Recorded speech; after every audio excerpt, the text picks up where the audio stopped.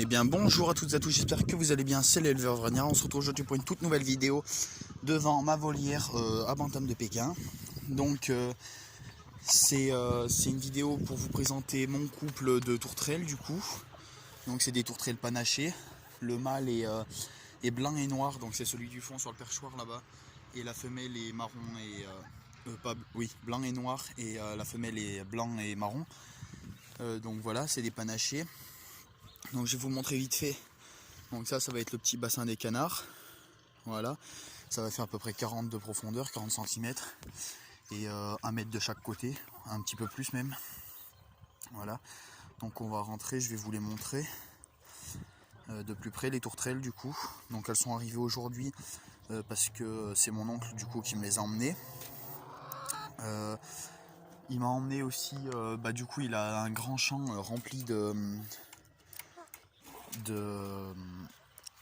canards et de trucs comme ça. Et donc du coup il en a plein, il a plein de jeunes et de trucs comme ça. Donc en ce moment il a quelques jeunes. Il a vu sortir d'un nid une femelle canard de Barbarie avec 10 jeunes. Attendez, parce que c'est galère ça. Hop là. Donc une femelle canard Barbarie avec 10 jeunes qui est sortie du nid. Donc du coup il veut pas tout garder, donc il va m'en emmener 4 demain. Donc je vous ferai une vidéo sur l'arrivage des canetons. Donc ils ont 2-3 jours plus que mes colverts.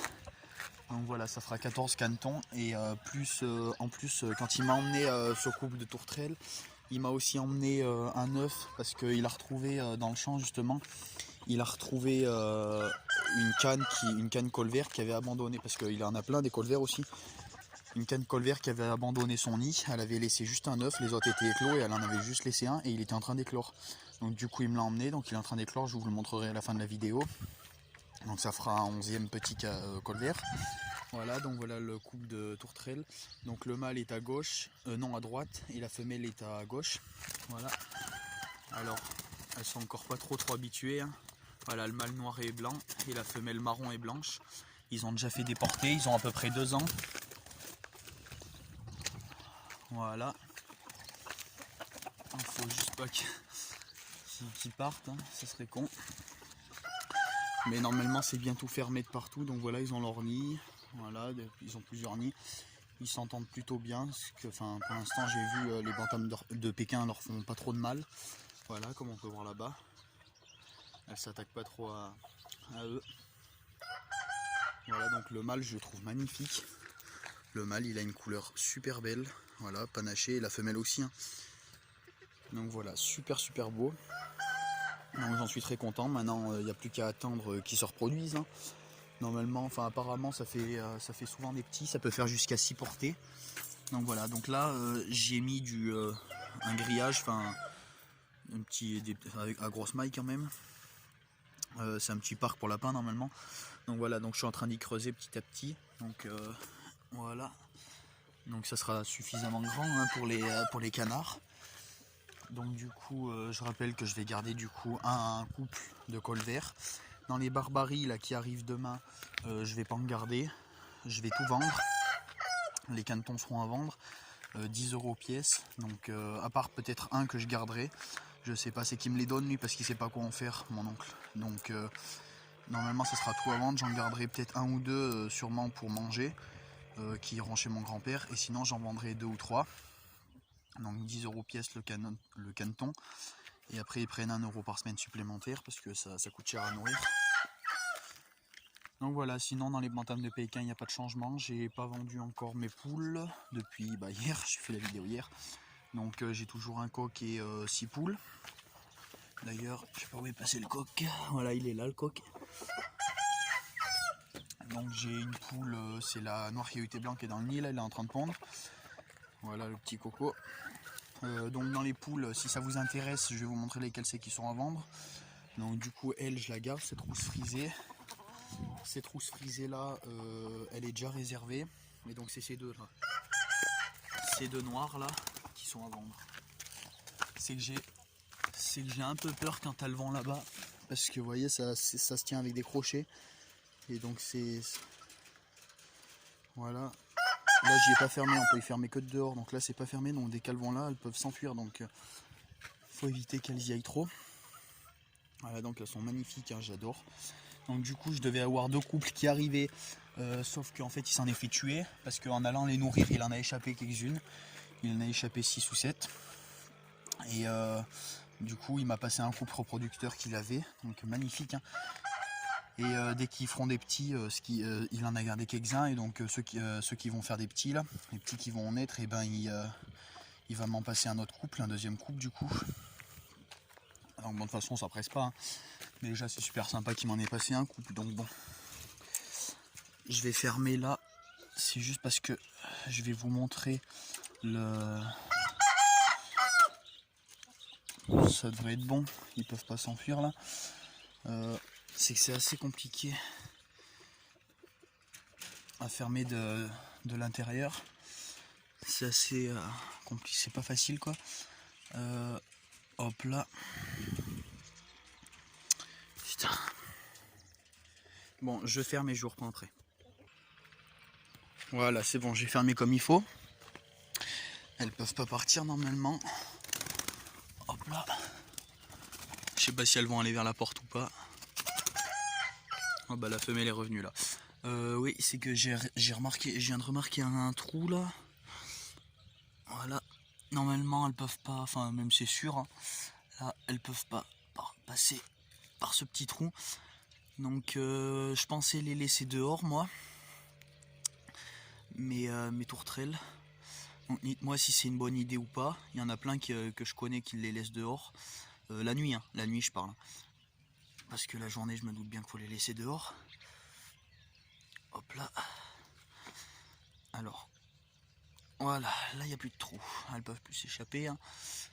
Normalement j'avais fait tout le tour et tout ça. J'avais tout bien regardé pour pas qu'il y ait de trou. Pour pas qu'elles puissent s'échapper. Donc voilà, le mâle est par terre là-bas. Mais la femelle est juste au-dessus. Ah si. Voilà, donc là il y a un trou. Comment je vais faire? Je vais le reboucher, je reprends après. Voilà, donc j'ai rebouché les trous avec la terre qu'il y avait là-bas. Celle qui était dans le trou au départ. Voilà. Donc là ça peut plus passer, il n'y a plus de trou. C'est que je regarde encore pour être sûr qu'il n'y en a pas. Là elles peuvent pas passer, c'est bon. Il n'y a aucun risque. Tac tac tac. Normalement vraiment, après j'avais regardé tout ce qui était en hauteur. C'est par terre que j'avais pas trop regardé. Normalement elles doivent pas passer, hein. Voilà. Là j'ai mis un bout de bois parce que sinon les poules elles avaient commencé à creuser dessous, donc c'est un peu chiant. Là-bas voilà. Donc c'est bientôt fermé, hein. C'est fermé de tous les côtés. C'est que je refais un tour quand même pour être bien sûr. Là, aucun risque, c'est bon. Juste là qu'elles peuvent passer entre ces deux. Entre cette première grille et cette deuxième là, mais c'est pas grave, au pire elles tomberont. Elles peuvent pas s'échapper là. Il n'y a aucun risque. Et puis après voilà, hein, écoutez. Elles devraient pas s'échapper normalement. Donc voilà le mâle qui est là. Il a un peu un problème aux ailes. C'est pas qu'il a un problème, c'est qu'il s'était fait battre par une ancienne tourterelle. Alors je viens de voir que la femelle avait un peu de sang à l'aile, je vais l'attraper et je reviens.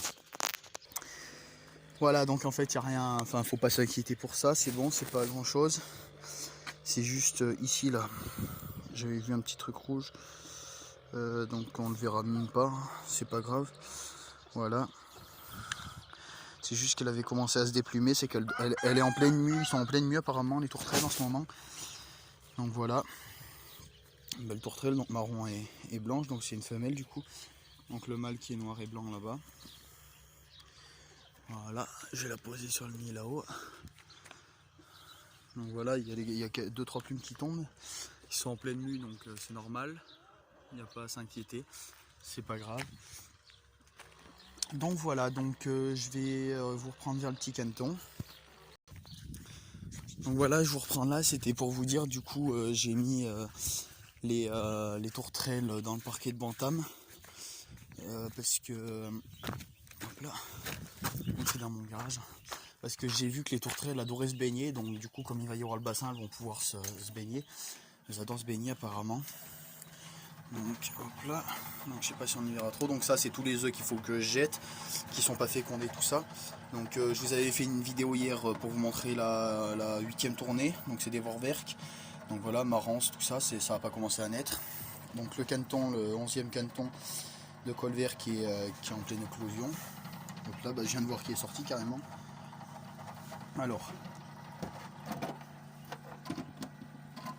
elle fait un bruit cette couveuse là. Attendez. Hop là. Voilà, donc il est pas beau encore. Hein. Il est dégueulasse. C'est qu'il n'est pas encore sec ni rien, donc faut le temps qu'il se sèche, donc c'est normal. Hein. Il a pas de problème. Alors, je vais tenir la lampe comme ça. Hop là. Tac, tac, tac. Vous voyez, donc il a pas de problème, hein, c'est bon, donc il devrait s'en sortir normalement, il a bien l'air d'être pas mal, il a l'air d'être pas mal. Voilà, donc là dans cette couveuse, du coup j'en ai enlevé un peu de celle-là parce qu'elle était beaucoup trop chargée. Donc, pour l'humidité et tout ça, ça pompe trop d'humidité, donc j'en ai mis dans celle-là comme il me restait de la place, donc j'ai mis 2 de croisés, un de Vorwerk ici que j'avais mis hier déjà, et les 5 Sabelpots qui seront à vendre déjà, les poussins, et en plus qui sont fécondés, c'est les 5 qui sont fécondés, donc voilà. Je vais vous montrer vite fait les canetons et les poussins, donc ils ont encore tout dégueulassé. Oh, putain, ils ont fait tomber le truc en plus. Alors,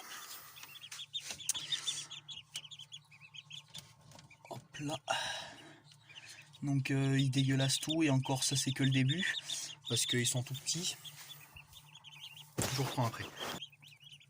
Voilà, donc j'étais en train de vous dire c'est que le début, hein, parce qu'ils ont c'est leur 6e jour là, donc ils ont que 6 jours, ils sont déjà grands quand même, sachant qu'ils ont que 6 jours, hein. Donc ils sont tout mouillés parce que je viens de les sortir dans le bassin, je viens juste de les re-rentrer là. Donc que vous dire de plus, bah du coup là voilà, c'est tout dégueulasse, mais vraiment c'est dans un état, ils ont foutu dans un état, donc là j'y ai pas nettoyé hier en plus. Faut que je nettoie ce soir, vraiment, j'ai toujours pas nettoyé. Ça fait 2 jours que j'ai pas nettoyé, donc bon, c'est tout dégueulasse. Vous voyez, les abreuvoirs sont dégueulasses, enfin bon, ils dégueulassent tout. Après, dans les nouveautés, bah du coup là, il n'y a rien. Hein. Celui-là qui est un petit peu plus petit que les autres. Voilà, mais il va très très bien sinon. Ah, mon Dieu. Il a froid lui. Il vient de se baigner, donc c'est un peu normal. Donc du coup je vous ferai une vidéo demain sur l'arrivage des cantons de Barbarie. Donc normalement il y a moitié blanc, enfin dans les cantons de Barbarie la mère est toute blanche et le père est noir et blanc. Donc je verrai ce que ça me sortira. Dans les jeunes là, il y en a 2 ou 3, enfin parce que dans la portée de 10 là il y en a 2 ou 3 qui sont gris, que les parents sont des gris, des Barbaries gris. Il y en a 2 ou 3 aussi que les Barbaries, enfin les parents sont chocolat. Donc du coup il va me passer un petit peu de tout. Mais on peut pas savoir à cet âge là encore, on peut pas trop savoir. Donc il va essayer de me passer un gris, un chocolat et après un blanc et noir. Donc on verra bien. Hein. Donc voilà, là à côté les poussins. Voilà. Poussins, il n'y a pas de changement, il n'y en a pas encore qui ont été vendus. Ça m'en reste plus qu'une à vendre, c'est la petite PMD. Je vais vous la montrer. Alors, si ça intéresse quelqu'un, elle est au prix de 10 €. Hop là. Voilà, c'est cette petite poule là, donc c'est sûr que c'est une poule. Alors, qu'est-ce qu'il y a là? Ah oui, c'est qu'elle vient de boire. Ça y fait souvent quand ils viennent de boire les poussins. Et quand on les attrape, et ben c'est pas du vomi, mais c'est qu'ils rejettent un peu ce qu'ils viennent juste de boire. Donc voilà, je vais vous la montrer vite fait. Voilà la petite PMD. Petite poule. Hein. Ne gueule pas comme ça. Voilà, donc petite PMD. Elle a le bec ouvert, je sais pas ce qu'elle a. Elle vient juste de boire, donc c'est pour ça qu'elle est un peu... Enfin, elle vomit un petit peu, quoi. Donc voilà, si ça intéresse quelqu'un, elle est au prix de 10 €. Et pour ce qui est des cantons de Barbarie, à réserver maintenant, on va venir chercher carrément maintenant, parce que du coup, comme ils arrivent demain, je ne vais pas les garder 36 ans de toute façon. Il y a beaucoup, j'ai déjà de la demande. Que vous dire de plus? Donc dans les Barbaries, du coup, je vous ai dit, ils seront au prix de... J'ai oublié le prix, je crois que j'avais dit 10 €. Il me semble que c'est 10 €, donc comme la petite poulette bantam. Donc plus 1 € par semaine supplémentaire. J'avais dit, il me semble, dans une vidéo que j'aurais des canetons de coureurs indiens. Donc du coup non, c'est plus possible, je pourrais plus vous montrer le couple. Mon oncle s'est fait tuer. Voilà, il me l'a dit ce matin en m'emmenant les canards et tout ça. Donc la fois où c'est que j'irai chez mon oncle qui me passe les tourterelles, qui me passe les canards de Barbarie et tout ça, je vous ferai une grosse vidéo. Donc ça durera longtemps parce qu'il a un gros élevage, il a du faisan. C'est pas un élevage professionnel, c'est juste pour lui, pour sa consommation personnelle. Il a de la perdrix, des palombes, des tourterelles, des pigeons, il a du faisan, des poules de toute race. Il a de toutes les races de canards, il a plusieurs races d'oies, il a une trentaine d'oies, au moins plus d'une trentaine même, je dirais même plus d'une quarantaine. Donc il y a des poussins, des oisons, de tout, il y en a de partout, des canetons de partout. Donc si jamais ça intéresse quelqu'un, vous me le dites. Pour ce qui est des oisons, c'est que de l'oison de Toulouse qui vend, de Toulouse. Il n'en a pas tout le temps, en ce moment il en a quelques-uns qui ne vendent pas, il y en a 5 ou 6. Donc voilà, donc je vous ferai une vidéo, donc je sais pas quand est-ce que j'irai chez lui, sûrement après la fin du confinement pour aller chercher le deuxième couple de tourterelles quand les jeunes seront plus grands. Donc voilà, après dans ce qui est des petits poussins, voilà, du coup il me reste que elle à vendre, donc si ça intéresse quelqu'un, du coup 10 €. Donc dites-le moi en commentaire ou ajoutez-moi sur Snap. Sur Snapchat, mon Snap c'est ddiogon9. Voilà, donc n'hésitez pas à vous abonner si cette vidéo vous aura plu. N'hésitez pas à laisser un commentaire, à regarder ma vidéo de demain sur l'arrivage des canetons de Barbarie. Partagez la vidéo, mais après ça c'est un peu... Enfin, je dis tout le temps faut partager la vidéo et tout ça, mais c'est un peu chiant à faire à partager, donc faites comme vous voulez, mais s'il vous plaît abonnez-vous et faites de la pub, un max de pub pour que je me lance bien sur YouTube. Déjà j'en suis à plus de 90 abonnés, donc merci vraiment. Bon allez, ciao tout le monde, c'était l'éleveur auvergnat, salut.